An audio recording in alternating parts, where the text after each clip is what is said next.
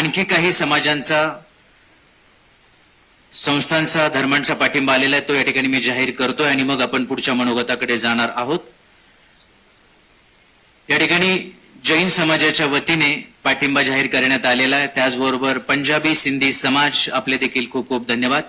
अखिल भारतीय टकारी समाज संघ आपले धन्यवाद। बौद्ध युवक संघटना बारामती आपले धन्यवाद। नाभिक समाज संघटना आपले खूप खूप धन्यवाद। त्याचबरोबर होलार समाज संघ या सर्व समाज बांधवांसाठी एकदा जोरदार टाळ्या वाजूयात की ज्यांनी परिस्थितीचं भान राखलेलं आहे आणि आदरणीय वहिनींसमवेत विक्रमी मताधिक्याने हा निकाल नोंदवण्याचा निश्चय केलेला आहे। आपण थेट जाऊया। त्याचबरोबर बहुजन हक्क परिषद महाराष्ट्र राज्य मल्हार क्रांती संघटना पुणे जिल्हा या सगळ्यांच्या वतीने देखील पाठिंबा जाहीर करण्यात आलेला आहे। आपले खूप खूप धन्यवाद। आदरणीय एकनाथजी शिंदे साहेब या आजच्या कार्यक्रमाच्या निमित्ताने मनोगत व्यक्त करतील। आदरणीय एकनाथजी शिंदे साहेब, राज्याचे सन्माननीय उपमुख्यमंत्री।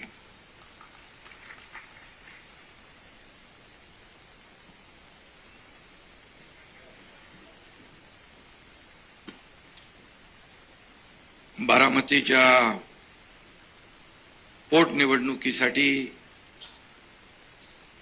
राज्याच्या उपमुख्यमंत्री आमच्या ताई सुनेत्राताई यांचा आज उमेदवारी अर्ज आपण भरतो आहोत। सर्वप्रथम मी आमचे सहकारी दिवंगत स्वर्गीय उपमुख्यमंत्री अजितदादा पवार यांना भावपूर्ण आदरांजली अर्पित करतो। खरं म्हणजे ही पोटनिवडणूक आपल्याला दुर्दैवाने लढवावी लागते आहे। अजितदादांच्या आकस्मिक दुःखद दुर्घटनेनंतर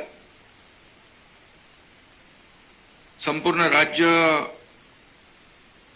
शोकसागरात बुडालं हे आपण सगळ्यांनी पाहिलं।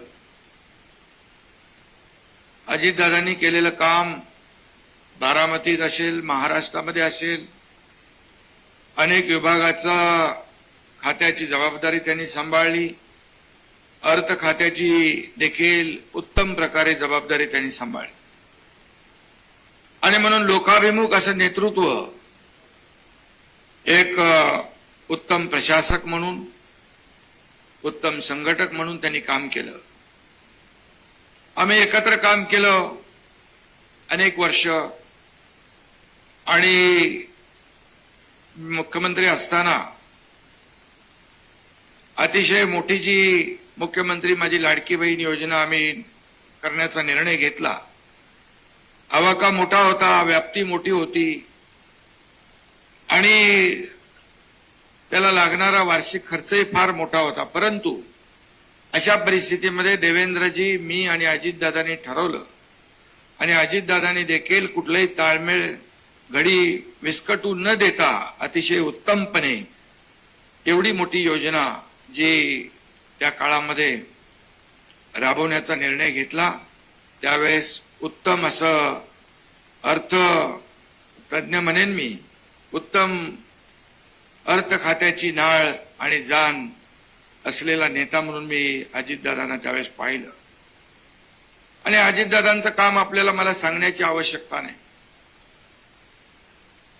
अतिशय वेळेवर, चोखपणे, सडेतोडपणा, स्पष्ट वक्तेपणा त्यांच्या वागण्यातून, बोलण्यातून आपण पाहिलेला आहे आणि तेवढाच परखडपणा, स्पष्टपणा असताना देखील तेवढाच प्रेमळ स्वभाव देखील आपण पाहिला आणि म्हणून त्यांच्या जाण्याने एक मोठी पोकळी निर्माण झाली, वस्तुस्थिती आहे। परंतु सुनेत्राताईंनी देखील उपमुख्यमंत्री पदाची जबाबदारी अतिशय समर्थपणे स्वीकारली आणि आता एक कर्तव्य म्हणून, एक जबाबदारी म्हणून आपल्याला पार पाडली पाहिजे याचं भान त्यांनी ठेवलं। खरं म्हणजे मी अगोदर देखील म्हणालो होतो की सांत्वन करणं सोपं असतं परंतु दुःख पचवणं कठीण असतं आणि मला परिवारावर आलेलं संकट जे आहे, सुनेत्रताई आहेत, पार्थ आहे, जय आहे, त्यांचा सर्व परिवार. आपण आता सगळे परिवारातले आहोत आणि म्हणून परिवारातले सगळे इथं आपण एकत्र आलेलो आहोत, समोर बसलेला आहात. हे अजितदादांवर आणि सुनेत्रा वहिनींवर असलेलं प्रेम या ठिकाणी आजही आपण दाखवलंय. आणि या राज्याचा गाडा चालवताना या ठिकाणी देवेंद्रजी, मी आणि सुनेत्रा वहिनी आज अतिशय जबाबदारीने राज्याला आम्ही पुढे नेण्याचा प्रयत्न करतोय. एवढं सगळं योजना सुरू असताना देखील या अर्थसंकल्पात शेतकऱ्यांची कर्जमाफी करण्याचा देखील निर्णय आपण घेतला. सुनेत्राताई अतिशय उत्तमपणे काम सांभाळतायत, जबाबदारी सांभाळतायत आणि यामागे अजितदादांचा आशीर्वाद नक्कीच आहे. आणि म्हणून महायुती म्हणून ही निवडणूक आपण लढवतोय. आपली जबाबदारी आहे साऱ्यांची. या भागामध्ये जे काम अजितदादांनी उभं केलं हे याच्या साक्षीदार सुनेत्राताई आहेत. आणि म्हणून या भागातली जनता आज महायुतीच्या उमेदवार म्हणून सुनेत्राताईंच्या पाठीशी आहेत. अनेक संघटनांनी पाठिंबाही दिलाय, अनेक लोकांनी समर्थन दिलंय आणि ही निवडणूक बिनविरोध व्हावी अशी देखील आमची सगळ्यांची इच्छा होती. मी देखील म्हणालो की या राज्याची एक परंपरा आहे की अशा प्रकारची दुःखद घटना झाली, दुर्दैवी घटना घडली, विद्यमान आमदार सदस्य जेव्हा आपल्यातून जातो त्यावेळेस ही निवडणूक बिनविरोध व्हावी अशा प्रकारची एक परंपरा, प्रथा आहे. ती सगळ्यांनी पाहिजे असं आपल्या सगळ्यांची भावना आहे. आणि म्हणून इतरही जे पक्ष आहेत त्यांनाही माझं आव्हान आहे, अपील आहे, विनंती आहे की आपली प्रथा परंपरा आपण कायम राखण्याचा प्रयत्न केला पाहिजे. आणि त्यासाठी आपण सगळेजण एकत्र आलेलो आहोत. पण मी एवढंच सांगतो, जे काम अजितदादांनी या भागात केलेलं आहे, निवडणूक झाली तर त्याची कामाची पोचपावती सुनेत्राताईंच्या अतिशय भव्य दिव्य अशा विजयाच्या मध्ये रूपांतरित झाल्याशिवाय राहणार नाही. त्याची पोचपावती या निवडणुकीमध्ये मिळाल्याशिवाय राहणार नाही असा विश्वास व्यक्त करतो. आणि पुन्हा एकदा सुनेत्राताईंना मनापासून मी अशा प्रसंगामध्ये काही शुभेच्छा द्यायच्या, काय द्यायचं, परंतु शेवटी आपण आता घेतलेलं आहे अंगावर, आता घेतलेली आहे जबाबदारी, ती पार पाडणं गरजेचं आहे. लाखो कार्यकर्ते जे आहेत आपल्यावर विसंबून आहेत, त्यांच्या भावना आहेत, या भागाचा विकास आहे, आपल्याला पुढे न्यायचा आहे. आणि दादांनी जे योजलं होतं, अजितदादांचं आपण पाहिलं की सकाळी लवकर उठून ते कामाला सुरुवात करायची. मी उशिरापर्यंत पहाटेपर्यंत काम करायचो, देवेंद्रजी करायचे, अशा तिघाही आम्ही या ठिकाणी काम करत होतो. आणि अजितदादा सकाळी बिनचूकपणे वेळेवर त्या ठिकाणी पोहोचले की अधिकाऱ्यांची देखील तारांबळ उडायची.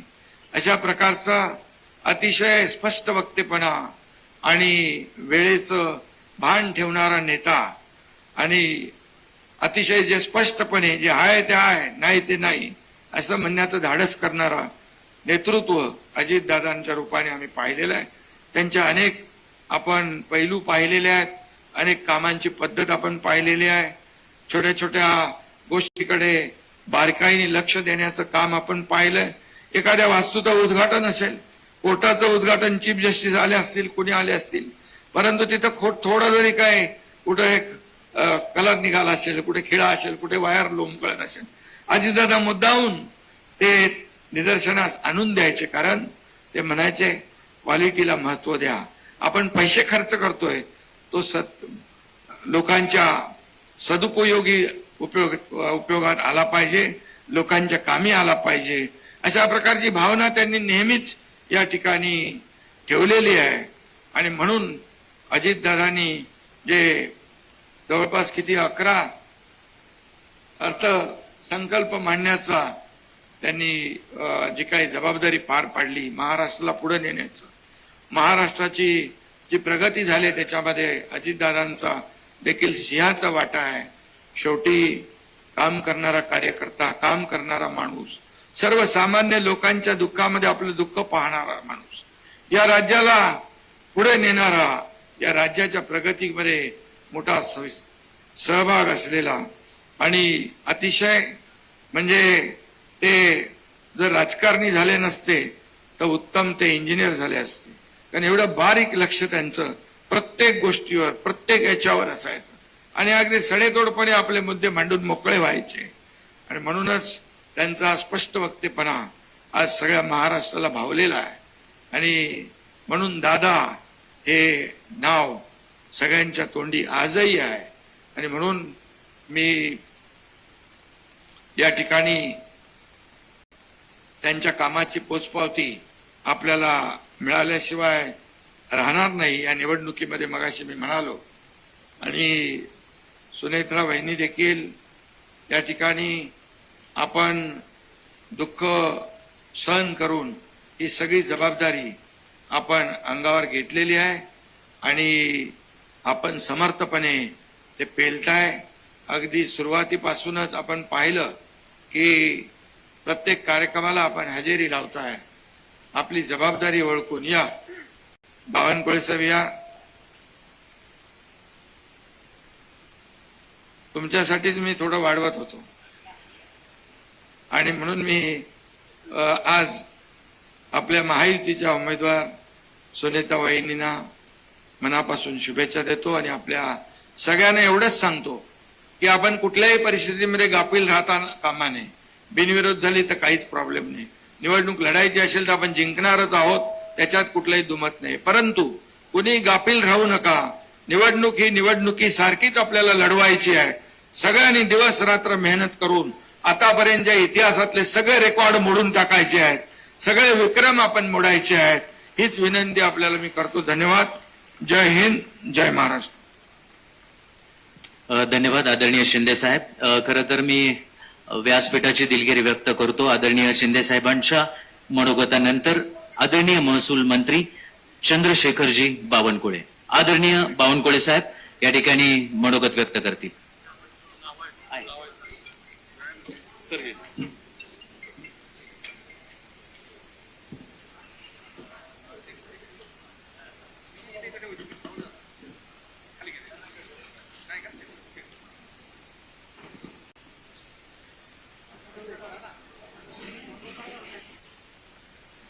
आज आपल्या सर्वांच्या आवडत्या